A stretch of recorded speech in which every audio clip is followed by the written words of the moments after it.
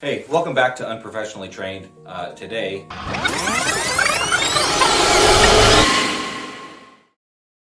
hey guys. Well, today I'm putting a sink in my garage. In order to do so, well, unfortunately, I did a lot of stuff yesterday off camera. One of which is digging a giant hole in my yard.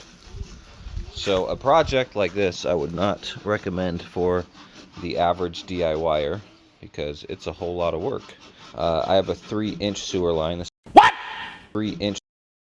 What the f? This is how I'm draining the sink because, well, sewer line's a great place to drain sinks. Oh, really? So I had to get the TY, the sanitary tee, and on the sanitary tee you need to make sure that it sweeps into Yeah, boy. the sewer to go out to the street. A lot of what you want to do for this line is you want to do what they call dry fitting and just put it together without ABS cement and make sure everything fits.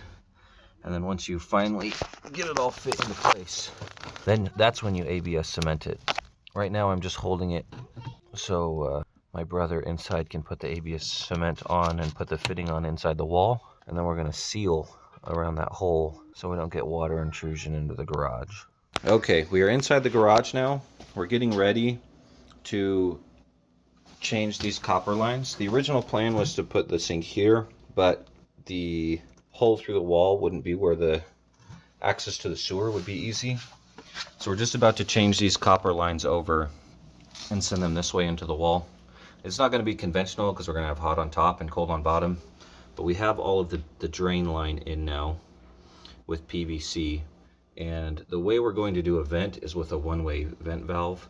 Studer makes one and Odie makes one. We're going to use the Odie one because it's $7 instead of $30, and if it's a mistake I'll replace it later because we're putting it outside the wall.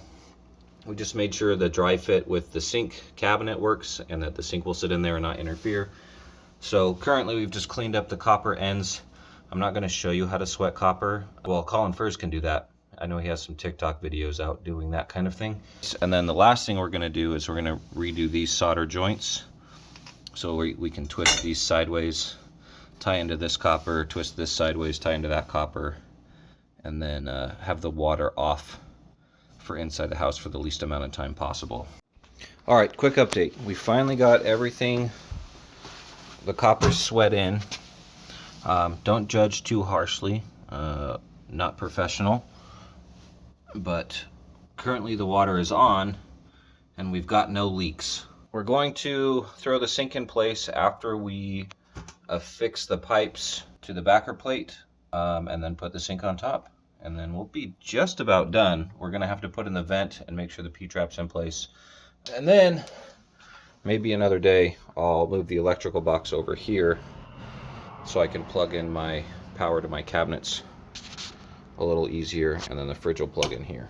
And if you're gonna try something like this yourself, you're gonna want to keep a spray bottle full of water on hand. You got to be really careful about how you direct the flame, but this bottle of water helps you have a little more tolerance. You wet everything down first, and then it'll slow the fire from starting, and then always keep a fire extinguisher on hand. So in case you do set your house on fire, the whole thing doesn't go down. All right, I just finished dry fitting all of these underneath the sink and made sure that the P-trap will fit on there the way it's supposed to. So to make life easier on myself, I don't know if you can see the marker on camera, but you take a marker and you mark where it's supposed to line up, those two relative to each other, and then you can glue it outside of the cabinet and then just glue that one fitting into the drain line, and it makes life a whole lot easier on yourself. Alright, the last bit for this video, I got everything tightened in, got the faucet installed. It's not that hard. You just, I don't know if you're going to be able to see this.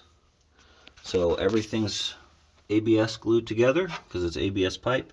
I put a clean out down there.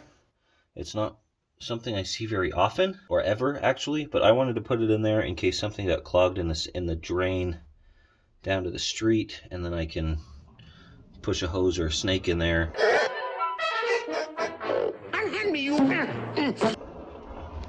If it's not the P-trap that's clogged, and then clog it just straight out to the sewer line. But the copper's in, it's all strapped down to that piece of board.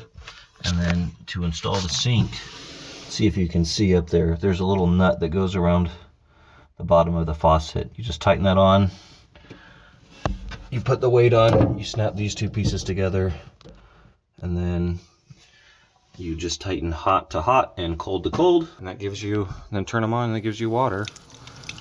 And then back is cold for this sink, and then hot is front. And if you don't like that, then you can just switch the two lines underneath the sink. And that's it. In a future video, I'll move the electric outlet behind the fridge to right here. I'll make it a GFCI, so it'll interrupt itself if anything happens.